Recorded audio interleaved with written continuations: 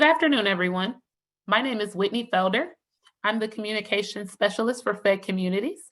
Welcome to Connecting Communities, a community approach to disaster recovery. If you are a returning Connecting Communities participant, welcome back. If this is your first Connecting Communities webinar, you are in for a treat. Before we move to the content for today's event, I would like to share a few housekeeping items. Today's session is being recorded and will later be available for viewing. Views expressed during this session are those of the speakers and are intended for informational purposes only. They do not necessarily represent the views of Fed Communities or the views of the Federal Reserve System. Microphones have been muted. Please use the Q&A feature throughout the session to submit questions. We promise to get to as many of them as possible during our Q&A portion of this presentation. Also, throughout today's event, you will see periodic polling questions. We encourage you to answer the polls. They provide helpful insight as we move through today's discussion. Finally, feel free to keep the conversation going and engage with us on Twitter using the hashtag #ConnectingCommunities and visit fedcommunities.org for a variety of CD articles, resources, and data across the Federal Reserve System. Now, I will turn it over to Nishesh Shalise, Manager of the Institute for Economic Equity at the St. Louis Fed. Thank you. Nishesh? Thank you, Whitney, and thank you to the entire Fed Communities team and the Center for Learning and Innovation for getting this event together. We truly appreciate all the work you put into this event. And thank you everyone who has joined here to discuss and learn about this very important topic. My name is Nishesh Shalise, and I'm manager of the Institute for Economic Equity at the Federal Reserve Bank of St. Louis. So natural disasters. On the next slide, you can see that natural disasters have tremendous impact. Just for example, between the 5-year period of 2018 and 2022, there have been 90 natural disasters that have cost $1 billion or more. And the total cost being more than $600 billion and have caused more than 1,700 deaths. And these are only the big billion-dollar natural disasters. And we know there are many others that happen and have significant implications for the community we live in and work in. It truly affects all of us. As a shared report in a recent report based on the survey of household decision-making in the next slide, we show that in 2022, 13% of adults in US were affected by natural disasters.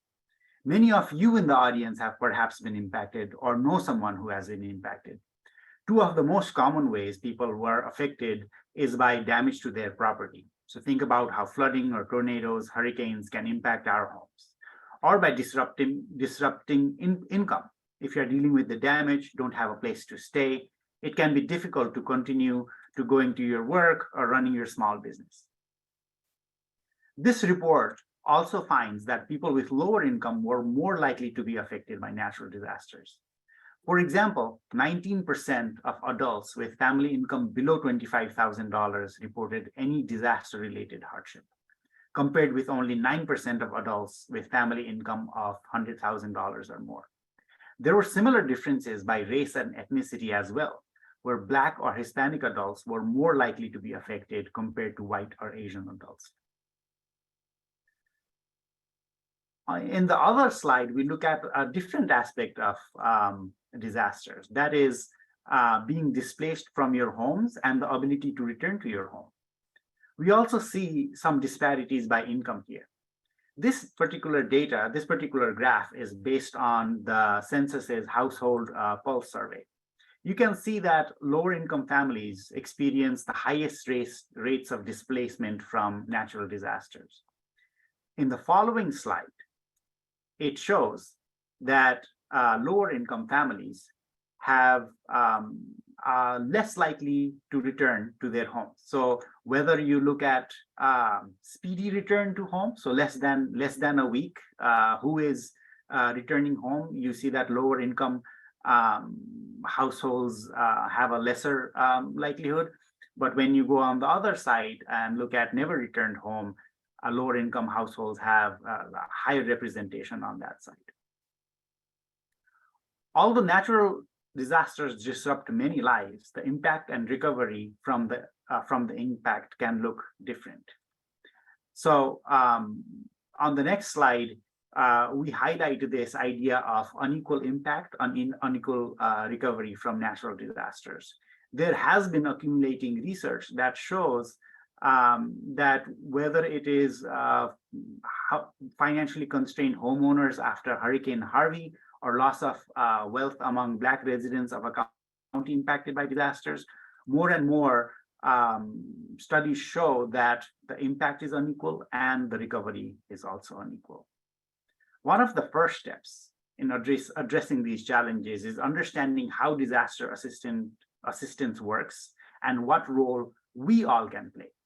Today, I am grateful to my FEMA colleagues for joining us to talk about the various resources that are available and their work in disaster assistance. The goal is to provide you, our audience members, who may directly or indirectly play a role in disaster assistance to the communities you serve, especially the low and moderate income communities. We will first begin with Dan Schulman, who is the Senior External Affairs Specialist from FEMA Region 5. Dan will provide an overview of disasters and disasters assistance. We'll then move to James Sink, who is the Regional Flood Insurance Liaison for FEMA Region 5, who will introduce flood insurance through the National Flood Insurance Program. And finally, Mike Pickerel, who is the Volunteer Agency Liaison for Region 7. And Mike will provide us an overview of community organizations active in disasters, or COADs. I'll be passing the mic soon, but as you listen to these presentations, please be thinking about what role you or your organization can play or have been playing in your communities when it comes to disaster assistance. Once the presenters have finished their presentations, we will get to the Q&A part of the webinar. So please send in your questions either to a specific presenter or to the whole group, and we'll keep this dialogue going. Without further delay, Dan, the floor is all yours. Thank you, and good afternoon, everyone. Thank you to the St. Louis Federal Reserve and the Federal Communities team for inviting FEMA to join you today to talk about a community approach to recovery. I'm going to begin our conversation by providing a brief overview of how FEMA gets involved in disasters and the basics of disaster assistance. My colleagues and I will talk today about the different pieces of that effort, from disaster financial assistance, flood insurance, and the community partners who drive recovery. Given our limited time today, this is going to be just a snapshot of all that's involved. So please feel free to visit our website via the links in today's presentation for more details. But more importantly, after today's session, we hope that you'll find a way to get involved in your community to join us in this important work. We can move on to our slides, please. FEMA's mission is helping people before, during, and after disasters. In executing this mission, we're driven by our core values of compassion, integrity, fairness, and respect. Next slide, please. FEMA is just one part of a consolidated and coordinated effort to assist communities recovering from disasters. FEMA does not and cannot accomplish this work alone. We work as a part of a team. While we may get an outsized share of attention, emergency management and community recovery is most successful when it's locally executed, state managed, and federally supported. When we respond to disasters, we're working in places we're familiar with and with state partners that we know, but it's local community representatives who best understand the unique needs, opportunities, and risks that we're working with. This knowledge must be leveraged to achieve success. Next slide, please. First, a quick reminder of how FEMA gets involved in disasters. As a reminder, only the governor of a state, chief executive of a federally recognized tribal nation or territory such as Guam or Puerto Rico can request a federal disaster declaration under FEMA's authorities.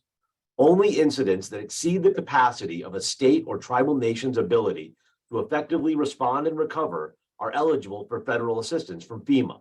But it's important to note that not every incident rises to this level, and in fact, most do not. This slide shows you the typical progression of the process for a request, from incident to damage assessment to request to analysis provided to the president, who makes the final determination about what type of disaster assistance to make and what types of assistance will be available. Next slide, please. Following the declaration of a disaster under the Stafford Act, FEMA's implementing authorities, FEMA may be authorized to provide two principal programs: individual assistance, which is grants to individuals and households, or public assistance, which is grants to states, tribal and local governments, and eligible nonprofit organizations. This slide provides a brief overview of each of these programs. Once declared, FEMA works with our state, local, and voluntary partners to promote the availability of disaster assistance every way we can, from traditional and social media releases, email distribution of notices to partner organizations, and town hall style meetings like this one. We also utilize disaster survivor assistance teams, or DSAT, who will go door to door canvassing in neighborhoods, especially in the first days of the declaration. This innovation allows FEMA to target the hardest hit areas, typically directed by local officials or Geospatial Information System data, GIS, to hand out disaster registration information, answer questions, and even conduct on-the-spot registration using mobile devices. Otherwise, disaster survivors can register by calling our toll-free number, visiting our website, downloading the FEMA app to their smart device, or, once established, visiting a fixed location disaster recovery center, or, if necessary, a mobile disaster recovery center, which we typically use in disasters impacting larger geographic areas or disasters affecting more rural areas. It's important to understand that FEMA was designed to provide emergency assistance to individuals. Our disaster assistance grants are not intended to replace insurance and are not intended to make people whole. While the maximum grant for this fiscal year is $41,000, the average grant for most people is far less than that.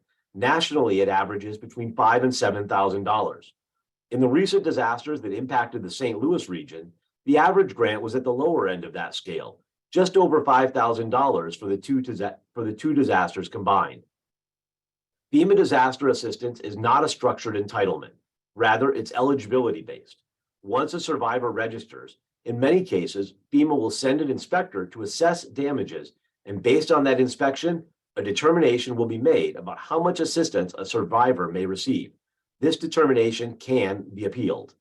On the public assistance side, FEMA can reimburse for eligible work, debris removal, and a range of permanent repair work to public and nonprofit infrastructure, including schools, hospitals, and utilities. We can also aid eligible houses of worship for disaster damages and the work they do during disasters. Finally, the President may also authorize the U.S. Small Business Administration to offer low-interest disaster recovery loans to individuals, organizations, and businesses. These loans, which can supplement FEMA grants and pay for items not covered by FEMA, are a critical piece of recovery for many individuals. A further piece of the recovery puzzle is insurance, both flood, which my colleague James is going to talk about, and homeowners. But we find that too many individuals are uninsured or underinsured. So a quick plug, check with your agent about your risks and double check your coverage and make sure your loved ones do the same. For those with continued unmet needs after FEMA, SBA, and insurance, we'll work with our partners at the federal, state, local, and voluntary agency level to help fill the remaining gaps. Next slide, please. I mentioned at the outset that FEMA doesn't work alone. We're part of a team in response and recovery. FEMA provides a range of disaster assistance. SBA helps fill gaps with their loans. Insurance goes on the next level to make people whole. But other partners are also active in many disasters, providing assistance to communities and individuals with long-term recovery. Some quick examples. The Housing and Urban Development provides community development block grants that can be used to help recovery and provide the cost share for FEMA programs. The Natural Resource Conservation Service pays for stream and river cleanup not eligible for FEMA public assistance. USDA insurance programs provides reimbursement for farm buildings and equipment or crops and livestock that aren't eligible for FEMA. The private sector partners who quickly move in with temporary solutions to restore cellular service, reopen stores, and restore commodity distribution help support survivors and get local economies restarted. FEMA utilizes local hiring and contracting, both to bolster our disaster workforce and redirect recovery dollars right back into the community where the assistance is needed most. And these are just a few examples of the key partnerships we rely on after disasters. So who needs our help most, and how can you help? The simple truth is that for most people, for people with networks and resources, a declared disaster will be challenging, frustrating, and heartbreaking. But they'll be able to reach out to friends and relatives, use savings, take advantage of insurance, and figure out the myriad of programs, and they'll recover. But for those on the margins, those who were struggling before the event, the people who worked 2 jobs, or who were unbanked or underinsured or uninsured, people without legal status or with limited English proficiency or with a disability, a disruptive event can destroy a carefully crafted network of support. Before, during, and after declared disasters, the full weight of the federal government can be brought to bear to respond, and yet still, there will be those for whom government programs will be insufficient. We rely on a network of voluntary partners to serve disaster survivors. Today, we're calling upon those of you that are not currently involved to get involved with those partners that we've talked about today or will talk about to help us going forward.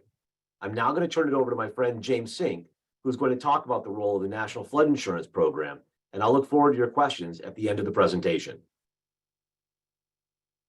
Thank you, Dan. I always learn something new. I hope many of you have learned something new as well. As Dan was calling out, thinking about how we play a role, I just want to mention a response from the polls. Almost half of the who have joined are nonprofit organizations.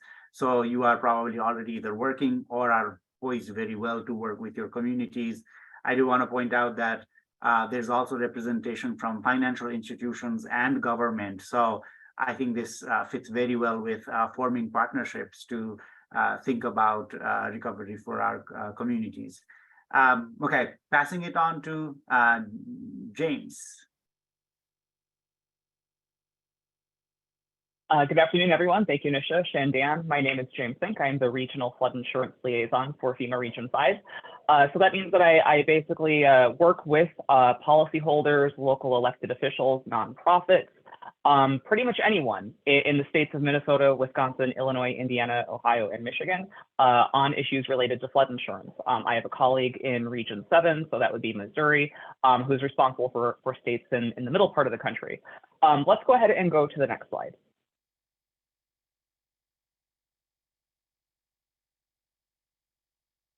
So let's go ahead and talk quickly about the difference between flood insurance and disaster assistance. Dan spoke to us about disaster assistance, and he said, very importantly, that disaster assistance is not a substitute for insurance. Disaster assistance through FEMA is not intended to return the home to its pre-disaster condition. Insurance, and especially flood insurance, on the other hand, are designed to, in some cases, build back better, but hopefully at least return the home to its pre-disaster condition. Let's go to the next slide.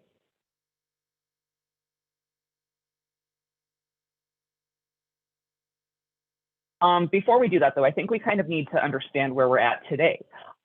Flooding is the nation's most common and costly natural disaster. Very few flood events actually receive a major disaster declaration under the Stafford Act, and therefore disaster assistance through FEMA is not available for the vast majority of flood events. And as you can see, in the states in Region 5, flood insurance coverage is incredibly low, and the same is true for the states in Region 7 as well. In Illinois, we have about 33,000 flood insurance policies in force across the entire state, and those policy counts are decreasing. So as time goes on, we know that flooding is the most common and costly natural disaster, but people are increasingly underinsured for flood. It's already the #2 event for which people are underinsured, right behind earthquake. And as time goes on, that coverage gap is getting worse. Let's go ahead and go to the next slide. And we can actually skip this slide, or actually, no, let's stay here. So we had mentioned that flood insurance is not a substitute for disaster assistance. And this is a good visualization of that.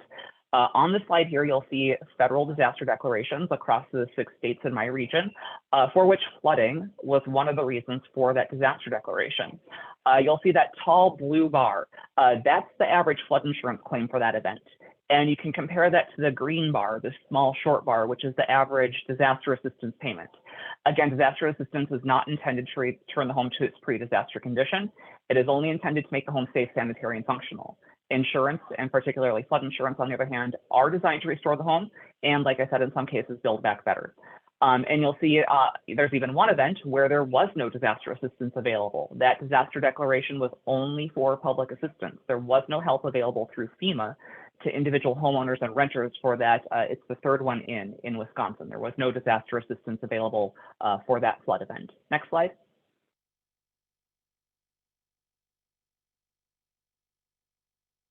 So I think that you're going to kind of catch a theme here. Disaster assistance is not a substitute for insurance. Again, disaster assistance requires that major disaster declaration under the Stafford Act approved by the president. Most flood events do not receive that disaster declaration. Importantly, most disaster assistance is in the form of a loan through the Small Business Administration, which has to be paid back with interest. Dan gave us the most recent numbers for individual assistance. So this year, the average maximum amount of individual assistance is about $41,000 for home repair and home replacement, and about $41,000 for other needs assistance. And like I mentioned earlier, the most important thing to remember is that disaster assistance is only intended to make the home safe, sanitary, and functional. Vacation homes, investment properties, secondary homes, most commercial businesses, most commercial structures are also not eligible for disaster assistance through FEMA. There may be exceptions to that, but as a general rule, they're not going to be eligible through FEMA. They would be looking at the Small Business Administration. So for those types of structures, people are going to want to have flood insurance or another insurance product that covers flooding in order to make sure that they're able to recover post-event. Next slide.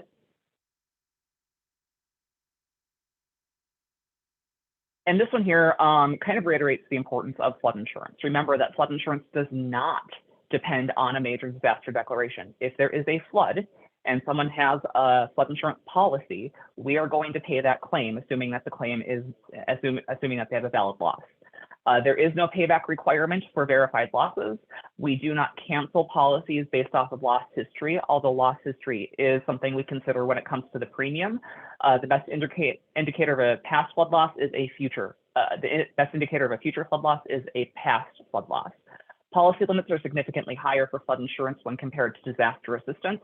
And like I mentioned earlier, flood insurance is intended to return the structure to the pre-disaster condition and in some cases build back better. And importantly, any homeowner, business owner, or renter in an NFIP participating community can purchase flood insurance. There is not and has never been a requirement for a structure to be in a floodplain or a special flood hazard area or a flood zone to get flood insurance. They simply need to be located in a participating community. Next slide.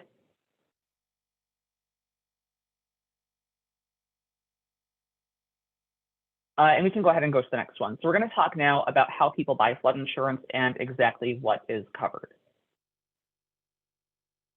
So like I had mentioned in the previous slide, there is not and has never been a requirement to be in the floodplain or a special flood hazard area in order to buy flood insurance. However, there are some cases when flood insurance is mandatory under law. And so an example of that would be is if you have a mortgage in a special flood hazard area, again, any zone starting with A as in Alpha or B as in Victor, then flood insurance is required. For any other flood zone, flood insurance is optional. Flood insurance is also required if you live in a flood zone that starts with A as in Alpha or V as in Victor, if you have received certain forms of federal disaster assistance, which we'll be talking about on the next couple slides here. Next slide.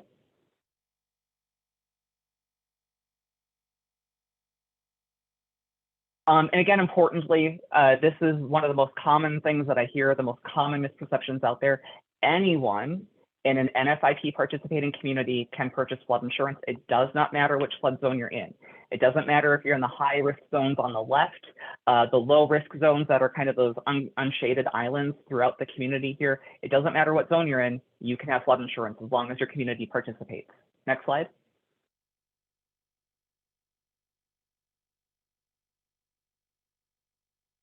So flood insurance covers four things. It covers the building, it covers personal property, it covers things like debris removal, sandbagging, pumps, that kind of stuff, and it covers increased cost of compliance. That's building back better. If your building is substantially damaged by flooding in the floodplain and you are damaged to 50% of the market value of your structure, there is up to an additional $30,000 available through your flood insurance policy to help you rebuild better and mitigate future flood losses. Remember that building coverage and personal property coverage are always purchased separately. They are two separate premiums. They would be two separate items on the declaration page. So people need to make sure that they have both building coverage and personal property coverage. If they're a homeowner, if they're a renter, clearly they would only have personal property coverage. They don't have an insured interest in that building. Next slide, please.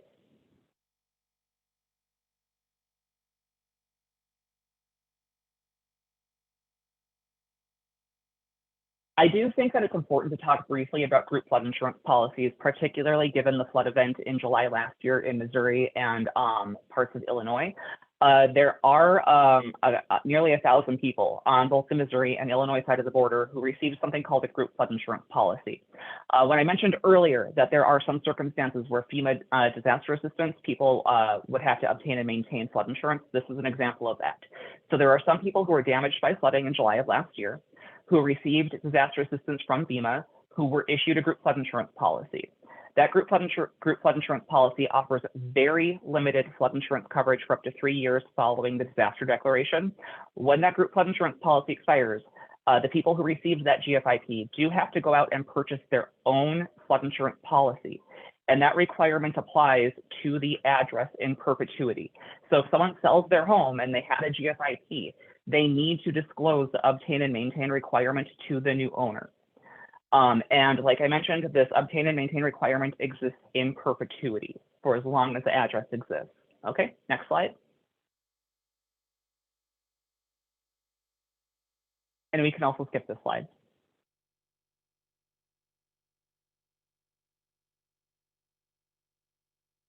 Go ahead and go on.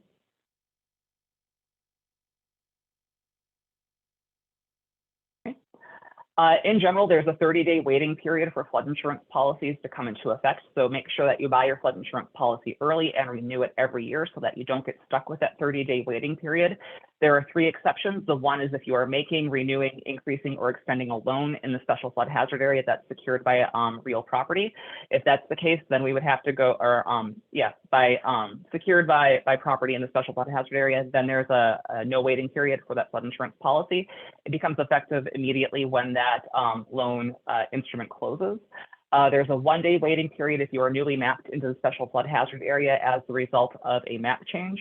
And there's a 1-day waiting period for certain post-wildfire conditions, which I will tell you about if it's an issue, but that is more of an issue out west. It's not so much an issue in this part of the country. Next slide.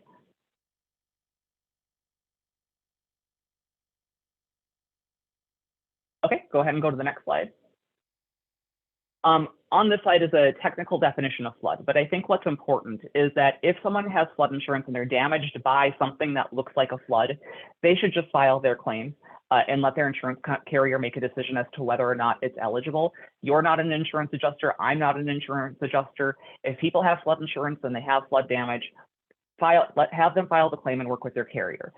Filing a claim with the National Flood Insurance Program works exactly the same as it does with any other insurance product. You have to notify your carrier, work with your adjuster, document your loss.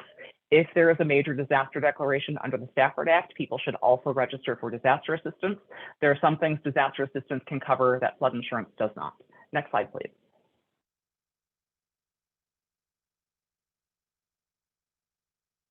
And we can go ahead and go to the next slide.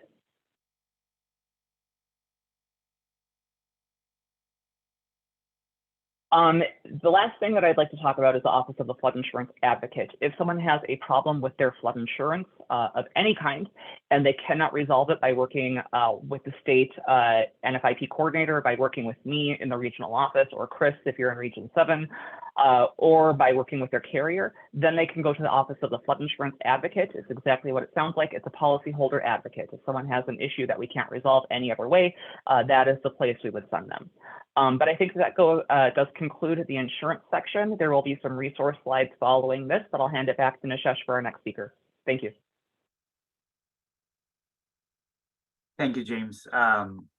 many of our audience members said that they themselves or their families have been impacted by a natural disaster, and that the communities they serve have also been impacted by a natural disaster in the past 12 months.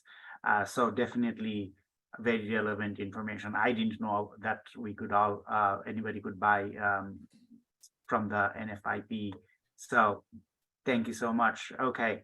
Mike, hope you are ready. The floor is all yours.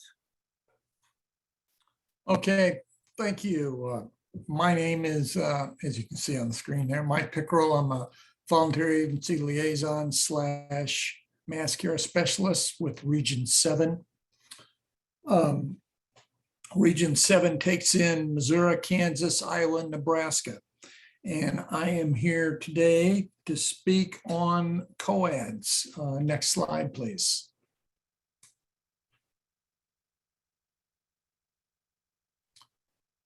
Community organizations active in disaster, or COADs. This is where you get your hands dirty. They are made up of NGOs. Keep going. Service organizations, government agencies, faith-based organizations, and concerned citizens. COADs are under, well, they're not really under, they are a local organization, and they are under the umbrella of VOADs, which is Voluntary Agencies Active in Disaster. It's a state organization and also a national organization. The VOAD stands for Volunteer Organizations Active in Disaster. There used to be organizations locally that use that term. However, businesses and other for-profit organizations didn't like the volunteer. They wanted something else, so they came up with community.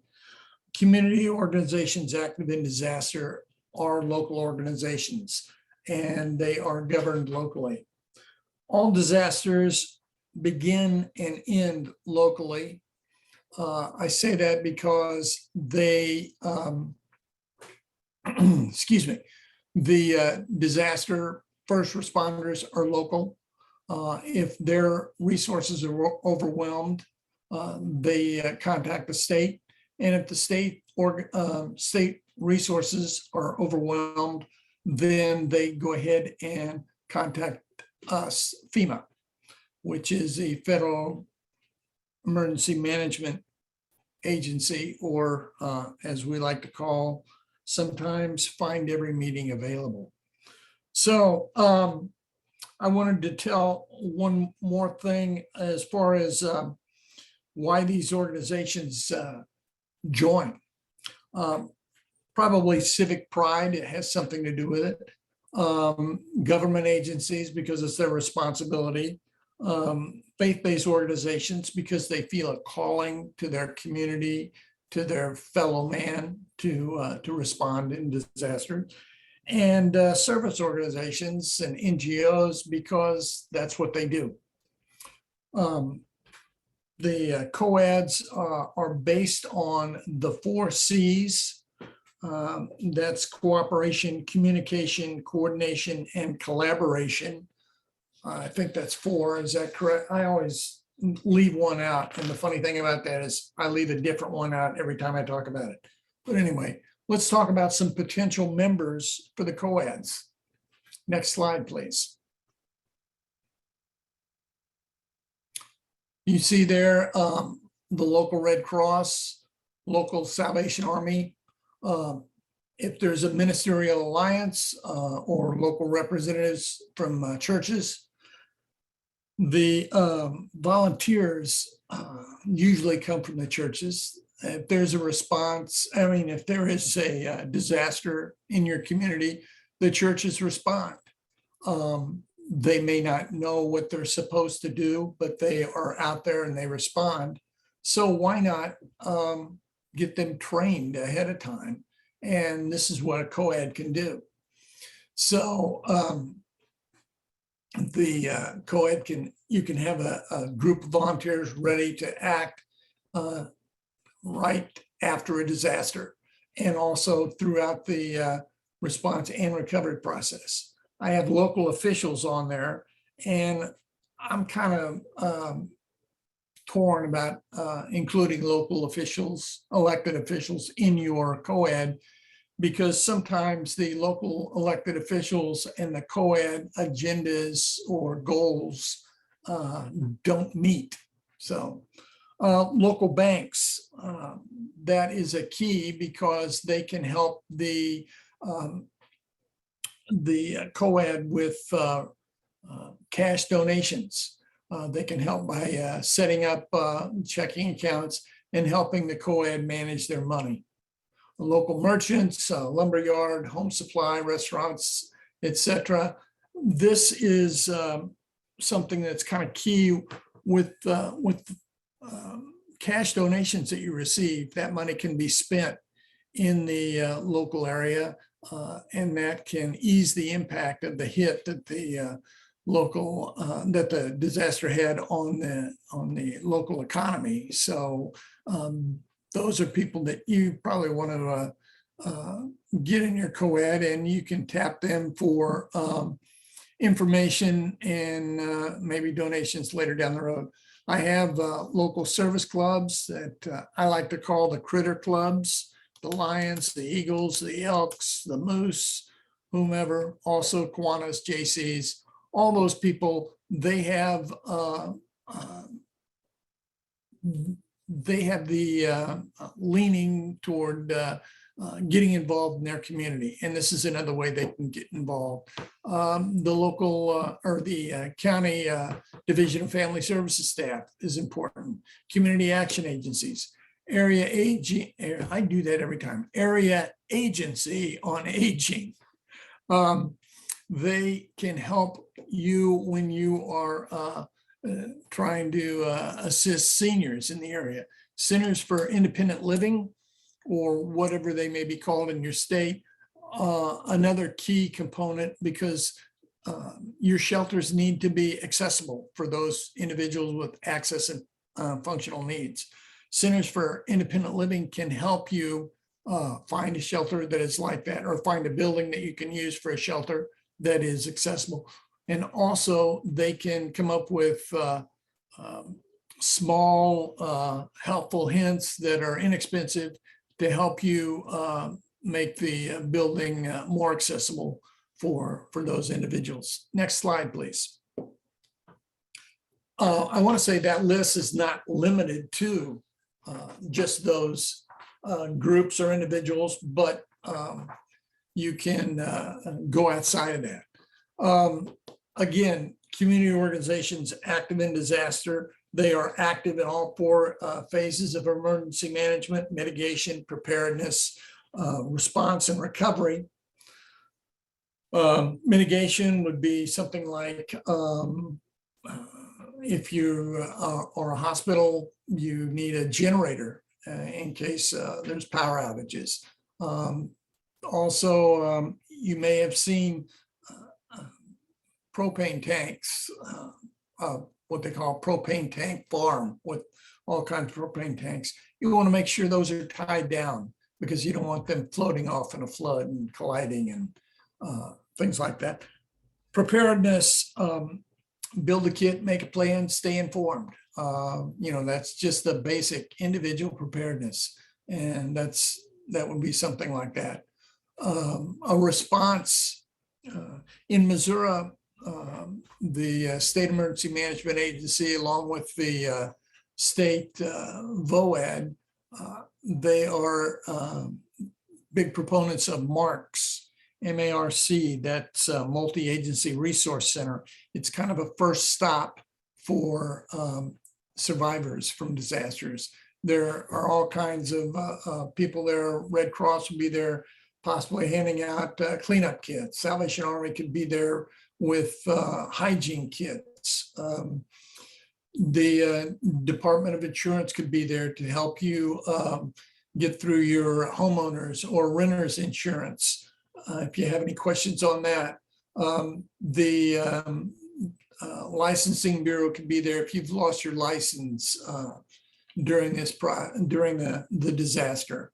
So the mark is very important, and it is not an end all be all, but that is generally the first step that FEMA and the state or local COAD will take in response to a disaster.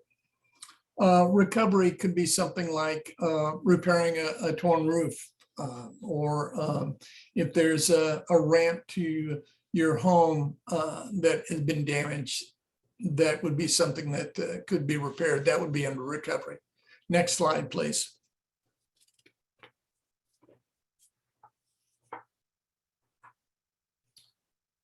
What's the function of a COAD? It ensures that a community is prepared for all hazards, tornadoes, flooding, anything that is like that. And as far as preparedness goes, you want to work with the local emergency manager.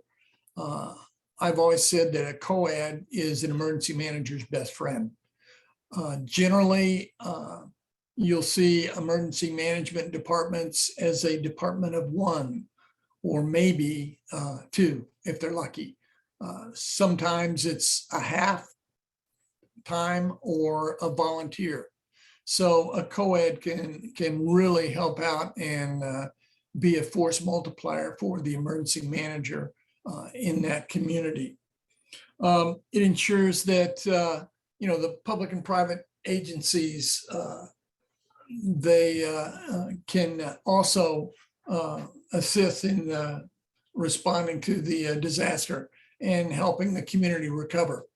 And this sentence I stole out of, I don't even know who to give credit to, but anyway, the function of a COAD is to successfully meet the difficult and challenging job of addressing the emergency needs of people affected by disasters.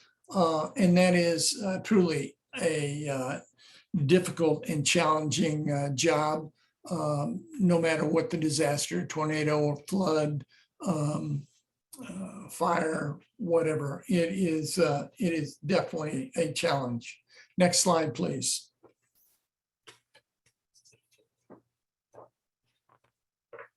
Just like American Express, I'm going to tell you the benefits of membership at a COAD. As these pop up here, I need to put that 1 and 2 flip-flop. Various players know one another before meeting in a disaster area.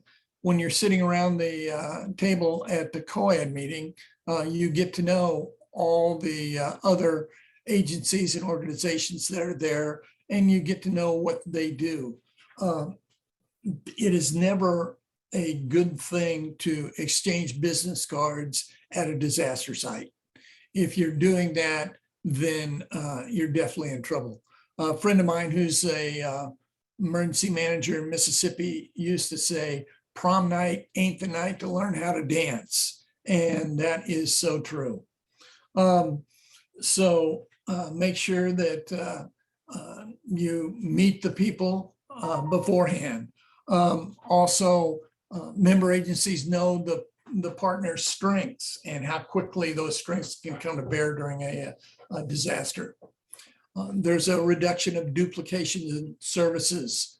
I will talk about this more in other slides as well, but if a COAD will work with donated resources, and there's a finite amount of those donated resources. So you want to make sure that you're not duplicating services, you're not duplicating time, sending 2 different crews out to a house to repair or to remove debris, whatever, because that costs, you want to stretch your resources as far as possible, and you don't want to waste time, you don't want to waste money, you don't want to waste volunteers. Also, COADs, the benefits of membership in a COAD is reduction of gaps in services. You don't want people slipping through the cracks. This way, if they register at the mark, you know who they are, and you can address their needs throughout the process. And also the services are timely. They get there, and hopefully they will not, you're not a year out from the disaster, still trying to figure out what houses you're going to and who you're going to help. Next slide, please. This is an important slide because it talks again about the efficiency of the COAD. Communities with COADs have a more efficient response. They get into the recovery phase much earlier and have a more complete recovery with COADs involved. Their efficiency and use of resources. Here again, talking about the efficiency and not duplicating the services that the COAD provides. They build collaboration between agencies, volunteers, local emergency management. You can also refer to that as they build community, because that's what you're doing.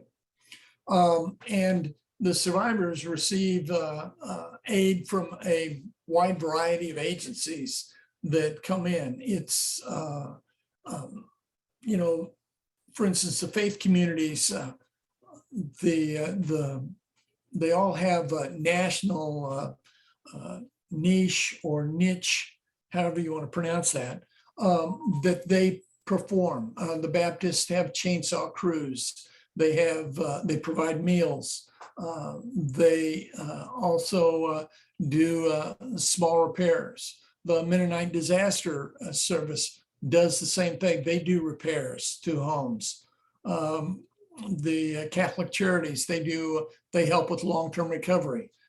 Adventist Community Services are known for warehousing, that if you can find a warehouse, that the Adventist community will come in and provide leadership and management for that warehouse. So there's a wide variety of agencies that will come to your community to help. Now, one thing I will say is, and this is key for all disaster recovery and response, they will not self-deploy. They may call and ask if you need their assistance, but you're not going to wake up one morning and see a big trailer out there with them. They're going to contact you first and ask if you need assistance. Next slide, please.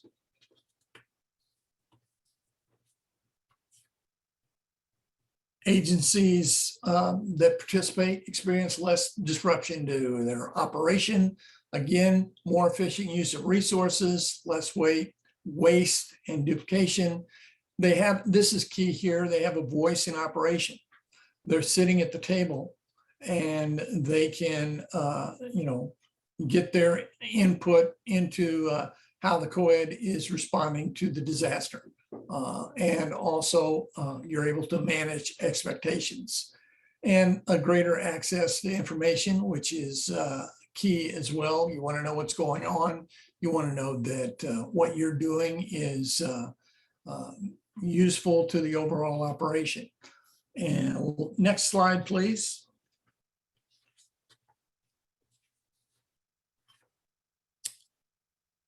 Again, this is kind of what I call we're stronger together than we are alone.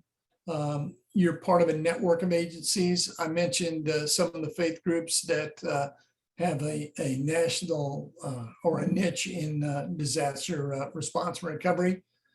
You're going to get all kinds of people coming in to help, and it really is kind of heartwarming to see these people show up, and they're strangers to you, but they're there to help. And the COADs will help guide those folks and show them where and how they can help.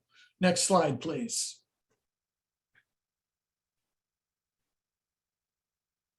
Now you're going to think I am repeating, which I am, but I just wanted you to remember that communities that have COADs have a more efficient response, et cetera, et cetera. you can look through that and hopefully it'll jog your memory of 2 slides ago. Anyway, I want you also to remember that if you're sitting out there and you're a concerned citizen, or you're a member of a group or a faith community that would like to get involved, please consider joining a co-ed or forming a co-ed. If there's not a co-ed in your community, contact your emergency manager and tell them that you would like to start a co-ed if there's not one in your community. This is where you get your hands dirty. This is where you can see that you make a difference. And I think that if you do this, one of the benefits to you is that you'll feel better about yourself, that you're giving back to your community. With that, I will turn it back over to Nishish. Thank you, Mike. James, Dan, I would love for you to come on camera and we continue this with some questions. I have a few questions of my own. I see some questions popping up on the chat. I guess what I'll start with is I started my presentation with showing how lower income families, individuals are impacted more, and also from the recovery side. Seems like a slower recovery, more challenged, difficult recovery. So I guess the question is, knowing the impact on socially vulnerable households and communities from disasters, how does FEMA use an equity approach to disaster recovery? And Dan, maybe if I can start with you, and James, Mike, jump in if you want to with your own points. Sure, thanks. And I appreciate the question. I think that it is certainly something that this administration has really been honing in on and looking for more ways to find a solution there. I think you're asking the right question, and it's something that we've been asking ourselves, and finding new and different and better ways to deliver the assistance that is needed to the people that need it most. And I touched about it a little bit in how we're engaging with survivors. So number one is finding the people that need assistance the most. So there's a number of different ways that we're doing this. One is asking the people that know best. So letting locals drive the response and recovery. We talked about that disasters begin and end locally. So leaning on our local partners to tell us where is the most damage. That starts in the damage assessment. Damage assessment being driven by local officials. When the disaster is declared, working with our local emergency management partners to tell us where are the heavily damaged areas, where are the communities that need extra assistance. I talked about disaster recovery centers, citing those disaster recovery centers in the areas where people are, or individuals with transportation challenges, using technology, geospatial information system, using flooding overlays, where are the most heavily damaged areas, and sending our disaster survivor assistance teams first into those areas to make sure that we're getting those people registered as quickly as we can. There's some things that we can do on the programmatic side, lessons that we're learning from older disasters. In Puerto Rico, we saw that our programs were we weren't recognizing non-traditional ways that homes were transferred within families. So under this administration, we've expanded the way that documentation that we can use to acknowledge home ownership and home responsibility. So, I mean, there are a lot of different ways, and if we had all day, I could talk to you for hours about the different ways that we are expanding our approach, but that's just a few examples. And then the last piece, I want to say two quick examples that we used significantly in our two disasters in Missouri and St. Louis, which are proactive outreach to individuals who received a negative determination in their individual assistance claims. So reaching back out to not waiting for them to call us and appeal, but calling them and saying, hey, we see that you received a negative determination. What's going on? Is there something that we can do more? And through that effort in Missouri and in Illinois, we were able to deliver millions of dollars in additional assistance because it was simple things like finding out that people, oh, I didn't know that there was an additional document that I needed to submit. Oh, I didn't realize that you were missing a signature on a piece of paper, or there was something else that I needed to do. And so we were able to push additional assistance out to people just by us following up and answering some simple questions or helping them understand there was additional assistance available. So there are little things that we're trying to do, lessons from other disasters that we're implementing, ways that we're changing our program to expand the way that we are trying to reach survivors where they are. Thank you, Dan. Yeah, James, so sure, thanks. In terms of the National Flood Insurance Program, there's kind of two answers to that. The first one is what I am able to do in my role as the Regional Flood Insurance Liaison, and that means that I'm doing more education, outreach, and training in communities that may have been historically underserved by the National Flood Insurance Program. So there's that. And then there's also what the National Flood Insurance Program itself is able to do.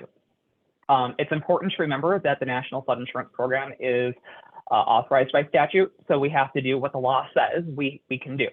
And in 2012, Congress passed a law that said FEMA and National Flood Insurance Program, you must charge people a flood insurance premium based off of their risk, and you must eliminate subsidies that are built into the program. So that does mean that individual property owners are bearing more and more of the cost of flood insurance as we eliminate the subsidies per Congress's direction. That said, we did transition to a new pricing methodology about a year and a half, 2 years ago, which does provide meaningful benefits to people who have historically been underserved. One of the important things that we've done is we are now using replacement cost value in setting as a factor in setting flood insurance premiums. What that does is it does reduce the flood insurance premium for lower value structures, and it does increase the premium for higher value structures. The reason for this is long and detailed and very in the weeds with the underwriting. If you want to talk more about it, I'd be happy to answer questions, but at a high level, that's what we're able to do. The last thing I would mention is, like I said, we are limited by statute and by Congress's instruction. FEMA did propose to Congress in May 2022 and again in May of 2023. We did propose some legislative reforms to Congress that would allow us to look at things like income or other factors of vulnerability when it comes to setting individual flood insurance premiums. If you all think that that's a good idea, you can go ahead and go to your favorite search engine, look for NFIP legislative proposals, and if you like them, we'd welcome your support, but I can't give you any more specific call to action than that. So, thank you, James. There's a specific question from one of our audience members that maybe you would be best to answer. What happens with rental property? If renters are displaced because of flood damage to their rented unit, is there any insurance to assist them in finding a new place to live? Are landlords eligible for flood insurance? that is a really good question, and it is kind of complicated. It's going to vary from landlord to landlord and from state to state. And the reason I say that is this: individual renters can get flood insurance for their personal property within their unit, but again, by law, we cannot offer money to pay for them to live somewhere else while they have a flood damaged property, right? That's when you would register for disaster assistance. That's one of those things that disaster assistance can cover that flood insurance can't. That said, this is something that's in that legislative proposal we asked Congress to do. Landlords can definitely have flood insurance for the structure. And why I said it's complicated and it might vary is there may be a requirement under state law for the landlord to pay for lodging for people who are displaced from their rental properties, but that's going to vary from state to state. It might also be in the lease. So make sure you're checking out both of those things, contacting your state regulator, whoever that might be in the state, with issues about landlords and renters. I know this is something that comes up a lot in Michigan, and there's been some legislative change in Michigan because of issues with landlords and flooding. But finally, the last thing I'd like to point out, just because it's nuanced, is contract for deed. If someone has contract for deed, they can also have flood insurance, but the person who owns the building and the person who is renting to own both need to be on the flood insurance policy. So that's a nuance of contract for deed. And I just want to piggyback on what James said, because he did mention it. If there is a declared disaster, renters are eligible for disaster assistance from FEMA. So we would encourage that renter, if they didn't have flood insurance, or even if they did have flood insurance for their personal property, to go ahead and register with FEMA. We'll ask them about their flood insurance or whatever other insurance they have. But renters are eligible for disaster assistance from FEMA. And this is an area where disaster assistance and insurance and SBA loans work together to fill the gaps that we have in each other's programs. So FEMA disaster assistance can provide temporary housing, or for a renter that has to move out because from a flood damaged rental unit, we can help them find a new place to live and money for a period of time while they transition into that new place to live. So we won't provide, and again, we can provide disaster assistance for personal property not covered by insurance. That renter, we won't provide disaster assistance to repair the flood damaged rental unit because they didn't own it. But again, transportation, personal property, temporary lodging like a hotel that they may be eligible for, and a number of other things under our disaster assistance programs, renters are absolutely potentially eligible for. Thank you both. Mike, kind of talking a little bit about COADs. I think you alluded a few things that local community organizations can do to help with in all four phases. Could you say a little bit about, from your perspective, how can COADs play a role in equitable recovery, or like just taking that equity approach to disaster recovery? How can what are some of the best roles that COADs can play?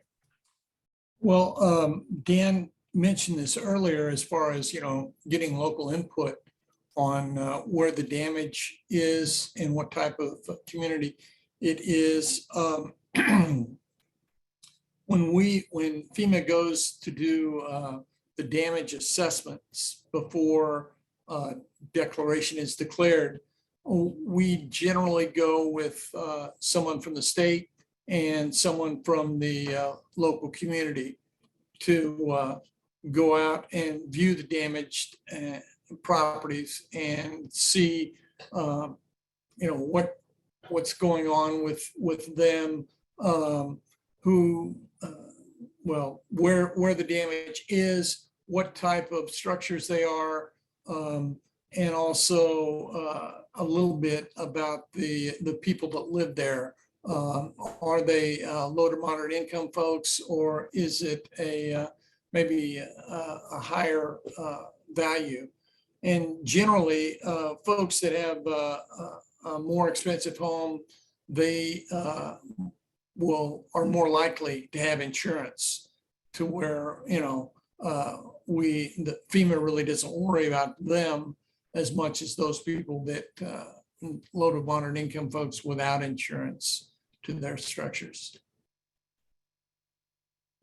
Got it. Thank you, Mike. I see few very basic questions about COADs. How do you know if your community has a COAD? Who starts a COAD for a community? Or is there a process for obtaining COAD status? Are there funds for funding COAD? So just like maybe if you could respond to some of those basic questions. Thank you.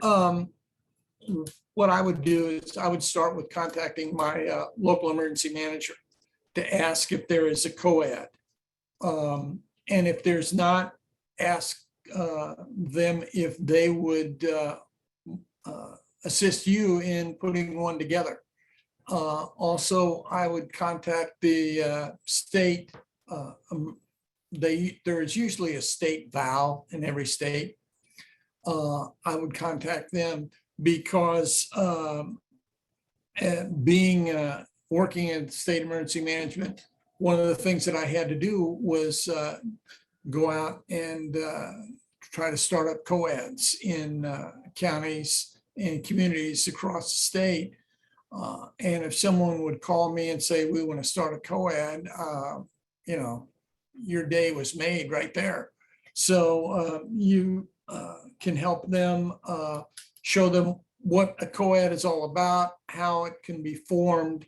And if one is already there, contact those folks, see when they meet, show up at the meeting, introduce yourself and say, you know, what, you know, if there's something that you can bring to the table, if you're a faith-based organization that you want to get involved with co-ed because you want to help during a disaster, that would be the ideal thing to do.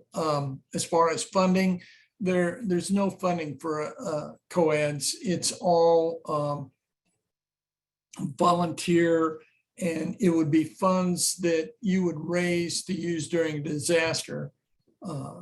So there's really no funds to start a co-ed. It's all volunteer, and it is something done out of community pride, and you know, to get involved, to help your fellow community members. Thank you. Thank you for clarifying that, especially that funding question. There's a question about resiliency hubs, and I don't know if these are similar to co-eds or something completely different. I'll just read the question. Would it make sense to create a resiliency hubs in communities that are most likely to be adversely impacted by disasters? These hubs could conduct outreach efforts to communities that may not otherwise be well familiar with FEMA offerings. Anybody have any thoughts on that, responses? Yeah, so I'm gonna jump in here, and I'm gonna backtrack a little bit to what Mike was saying, and I'm gonna transition into answering that question. So on the subject of co-eds, I'm gonna start by saying everyone should have a co-ed, because we talk about, you know, we're here from FEMA, and we're talking about, and people have in their head these really big disasters that happen, but disasters happen in communities every day. And these disasters are the kinds of things where FEMA is not going to get involved. Individual house fires or apartment building fires that need community support, that need organizations to show up with blankets and a hot meal and a gift card to a box store to replace personal items. These are things where co-eds can be helpful, where co-eds, which fundamentally are organizations getting together and talk about, when these things happen, how are we going to not duplicate our activities with each other? So that's, I mean, and you know, not to step on Mike's toes, but so, you know, even if it's just getting together and say, what do you do? Oh, okay, I do the same thing. So let's talk to each other, so we're not duplicating efforts here, which is a big thing in disasters, where you can have a lot of times have organizations and government agencies coming in and trying to do the same thing. And this is something that we're working with our federal partners on. To the question about resiliency hubs, and legislation was passed at the end of last year, creating community disaster resiliency zones.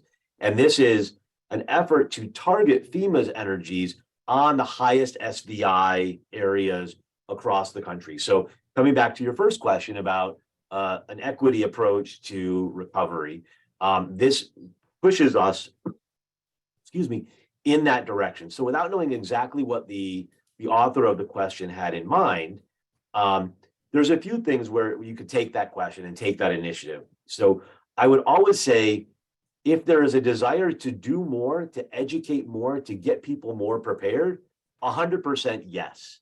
I would just say, if you're going to do that, talk to the other people that are already doing that. Mike mentioned that it's your local emergency manager. So educating people about what's going on in the community, about how to get involved, is always a good thing. And I will always say that's something that people can do more of. One thing I want to remind people is that FEMA is not at the other end of 911. And so we are not going to be involved in most things that happen in your community. It's going to be those local first responders that are going to show up. And so talk to your local emergency manager, talk to your local fire, police, and emergency services about what they're going to be doing and how you can support their efforts. We have community emergency response teams, CERT teams, that it's training that FEMA can help facilitate so that you as individuals and organizations can support those local organizations. But when there is a big disaster, you can be involved and support that larger response and recovery effort. So 100% yes, get in touch with us after today's presentation. We'd love to talk to you more about things that we're already doing. But it sounds like something we're already doing, but we're always happy to take new ideas and figure out how we can incorporate those new ideas to improve on what we're doing. And it may not be happening in your community, and you can lead the way. Thank you, Dan. I'm going to go back to flood insurance premium. I think there was a question, and it relates to that equity perspective and serving the most vulnerable. What is the range of flood insurance premiums? I'm trying to understand how doable that is for different income groups. So I think what the audience member is trying to ask is just the cost of flood insurance premiums and whether it is affordable or not. Sure. So affordability is obviously very subjective, right? So what one person thinks is affordable might not be affordable for someone else.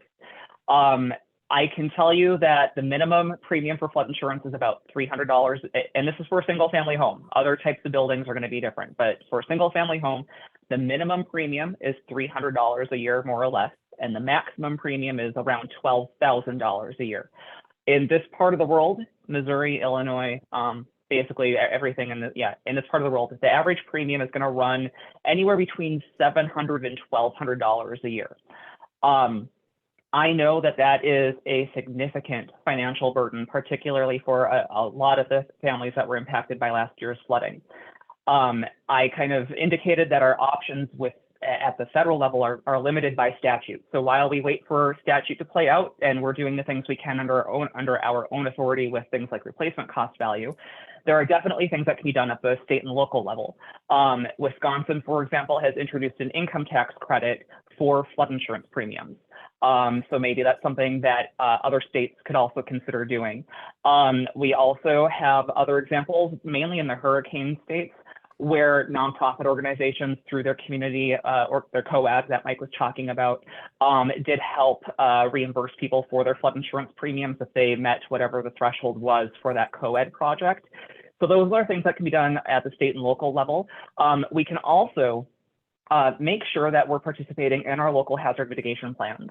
The whole community process of emergency management is incredibly important. And oftentimes, people who are most vulnerable to flooding are not involved in local hazard mitigation planning efforts. It would be really great if they could contact their local emergency manager, be involved with that, let them know what the issues are in their neighborhood so that the local community can pre-identify mitigation projects. And there are ways through flood insurance that those mitigation projects would reduce your premium, whether it be a levee being being built. It could be something like installing proper flood openings. It could be perhaps elevating your home. It could be perhaps elevating machinery and equipment. Those would all reduce your flood insurance premium, but those require solutions at the state and local level, not necessarily at the federal level. Thank you. I think what I'm hearing, like a theme over and over, is that there is a lot of a role to be played for local community organizations and many other organizations at a more local level. So I guess one of the questions from the audience members is, are there any best practices or case studies written about real life co-eds, member roles, challenges, and successes so that like folks can replicate and learn from what other people have done? Yeah, there is actually. The state of Missouri has a co-ed manual that they put together. It was one of the first in the country a few years back, and I believe it's been updated since then. But it goes step by step in how to form a co-ed, what a co-ed can accomplish, things like that. I think you could, I think it's online and it may be on the Missouri State Emergency Management website. You can find it there. And it's, several other states have used it as a template. And so that is one resource you can have. There's other resources online about COADs. Also, I want to mention there are resources that FEMA has as far as classes. There's individual study classes that you can get on and learn all kinds of things regarding emergency management and how to respond to disasters. One important thing I would suggest is start off with the 100 class, where you learn the language of emergency management. FEMA is chock full of acronyms. And in fact, they have a book of acronyms that has an acronym for it. It's called the FAT book. The FEMA acronyms and terms and technology or something, I don't know. Anyway, it lists everything in there, every acronym that they have to date. I'm sure this afternoon they've come up with others. But anyway, what is key is to learn the language of emergency management, and that will really help you as you go forward. Thank you. Well, we are at time. Thank you so much, James, Dan, Mike. This was a wonderful conversation. I hope we can continue the conversation. We should continue the conversation. And now I'm going to pass it on to Whitney.